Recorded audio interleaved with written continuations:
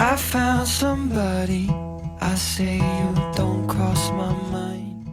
Hi guys, welcome to my channel. If you're new here, I'm Shreya and I make videos on DIY and random stuff. So if you're interested, please do subscribe to this channel. And today for this video, we are creating some DIYs and they turned out pretty nice. So I'll just stop wasting your time and let you get started with the video. So we are making a nameplate, a very beautiful one at that. I took this basket cover. I don't really cover some of my baskets, so some of the lids were just lying around. I picked this one up and decided to DIY something on this. I started with painting the plastic lid with black color.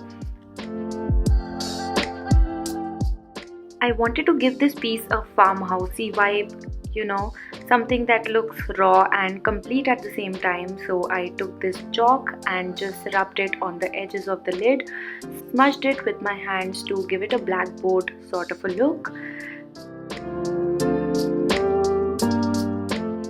I did this in the center and everywhere until I was happy with how it looks. I decided to give white color to the border. I used acrylic colors, by the way, in this whole DIY.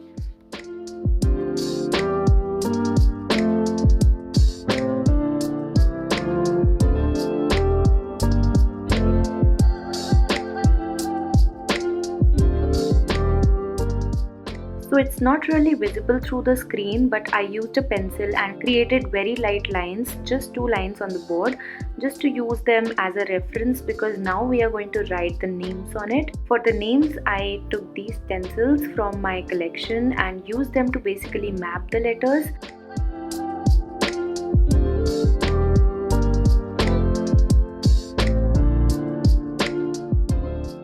Once it was all done and all dry, I put the glue in the center and used this artificial flower from my floral collection and stuck it in the center.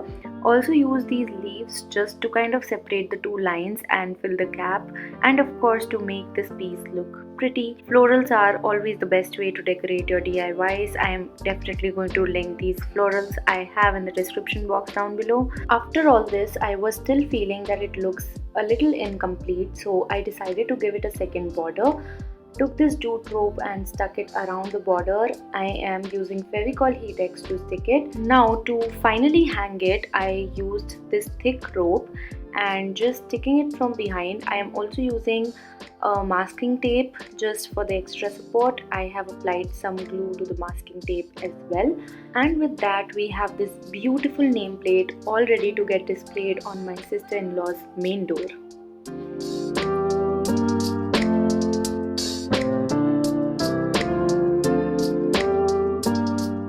Now let's move on to our next DIY. The other day I was just scrolling on my Instagram and saw some coconut candles.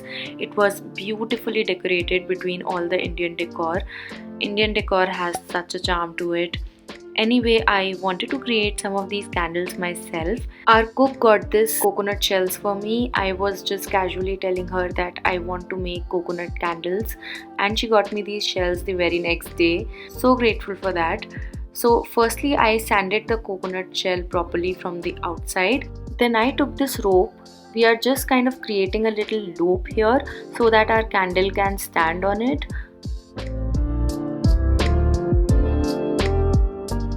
This is going to be our first candle structure. I'm going to glue a candle wick on the base of the shell. For the second candle, I took 2 shells and I put the glue in the center to stick them together. To give them some extra support, I decided to put ice cream sticks on the side. I used 4 candlesticks in total.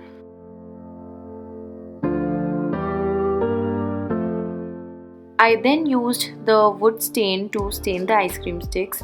It's a nice walnut brown wood stain, which of course I'll link it for you.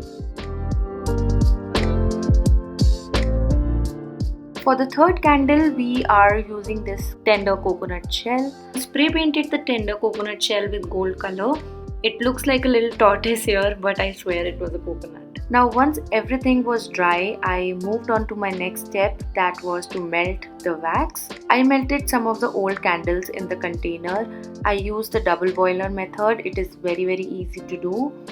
When the wax was all melted, I poured it in the candle structures that we just created. I also poured in some lavender essential oil for the fragrance, and honestly, when I was doing this, my whole house was smelling of lavender. So you see the black wax on the top, but later on I poured in some pink wax because black was just not looking right. Once it was all dry, I decided to paint the borders of the shell with gold color and also cut the wick ends. Then for the top of the candles, I collected some random stuff like sparkles, some flowers, some pearls, etc. to use them as embellishments for the candles. There are two ways that you can apply embellishments on the candles. First one is the blow dry method. You need to apply the heat to the top of the wax so that the top layer melts, but that didn't really work out for me. What worked out was the second method. I put some melted wax on the top. I put white wax this time to just give the dual tone effect. And as soon as you pour your melted wax, put your embellishments on it. I put some white petals, some silver sparkles. I also put some jeera and black sesame seeds.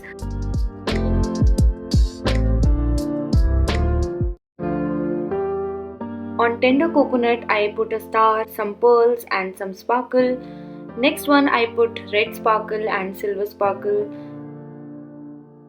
And for the last one, I put some black sesame seeds, some jeera and a yellow flower. I also wanted to put cinnamon stick that looks really pretty on candles, but I didn't have it at home, so I couldn't. Lastly, I decided to stick a rope on the edges of tender coconut to define the border. And this was it for all these candles. I love them, each one of them, and they smell so good.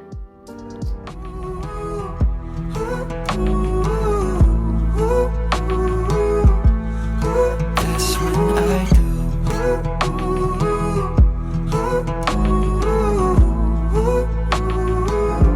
I love this one so much. So I hope you guys liked today's video. If you did, you know the drill. Like this video, share this to your friends, subscribe to my channel. It really helps me grow, and I'll see you in the next one. Bye. When I'm missing